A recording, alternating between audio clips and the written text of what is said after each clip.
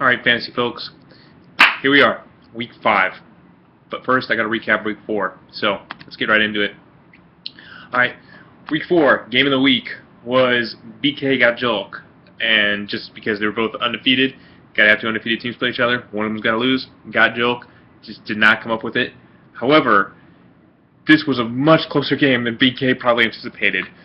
Seeing as that Ben Roethlisberger was still in, BK still only won by by a half a point. So I bet there was some nail biting going on, but BK hung in there and pulled out the victory. All right, so we're 4 games done, which is a quarter of the NFL season. So real quick, I'm going to recap some of the performances throughout this year and kind of project where we're going to go from here. So first off, we'll start with the East. Who's in first place in the East? Let me look. Zack Attack. Why does that sound familiar? Oh yeah, because he's always in first place. It's ridiculous. It's like it's not even a challenge anymore. 4 games in, he's in first place. Oh, surprise, surprise there. Here are some surprises though. Got Joke, not surprised there. Got Joke is always solid in the regular season. Just doesn't usually hold up in the playoffs. So I'm not surprised that Zack Attack and Got Joke are the top of the East. Aztec for Life, also another solid regular season player. Usually he'll just go solid throughout the year, and then towards the end it kind of drops off. So we'll see how he does. Team Chong is just all over the place. Great years, bad years. So far 2-2 this year, holding in there. So right now, if we were to go to playoffs, I think I have it set to 4 teams. I have to double check, but those 4 teams are definitely in the playoffs. After that, who do we have? The Shirleys. Pretty good so far. Another 2-2. So basically in the East, besides Zack Attack Got Joke at the top and Hook'em at the bottom, everybody else is tied. So it's wide open in the East right now.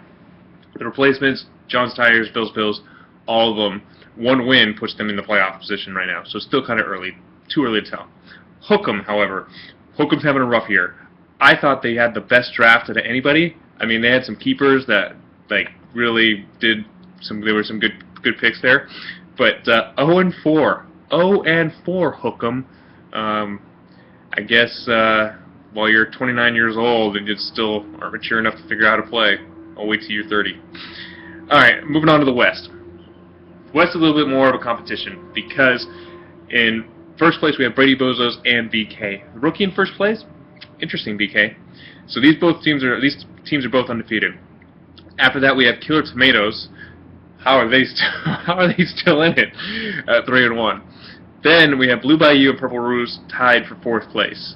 After that, there's a big drop off with 3 1-3 teams and then an 0-4 team. Jared's Jellyfish, bye week, rookie. Not surprised here. And Martin's Monsters, all 1-3. Reno Rush, champion. This is a champion caliber team right here. I mean, they have the Patriots logo. 0-4. 0-4. Must be sad fantasy football in that household. Alright, so where do I see it finishing up?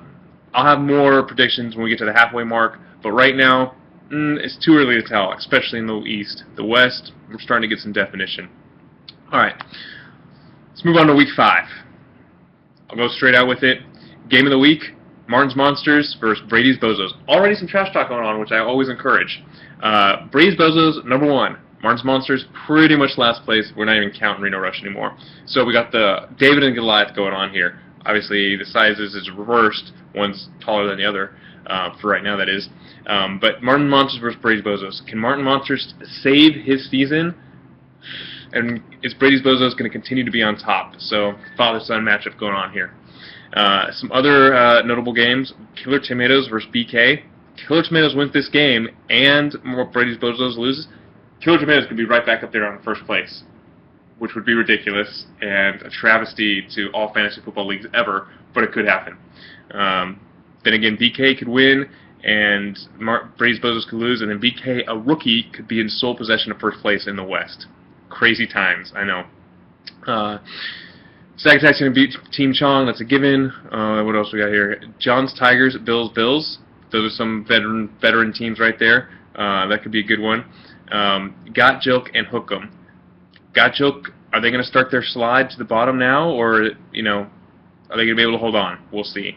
Another big one here, Blue Bayou versus replacements. Mother-daughter. Who wants it more? Who really wants a second ring, and who wants the first ring? We'll see. I think this game will help decide. Anyways, that's the recap for last week and my predictions for next week. So, good luck to everybody except Team Chong. You're going to lose. I'm sorry. It's just bad week draw for you. But good luck to everyone, and I will keep the updates coming.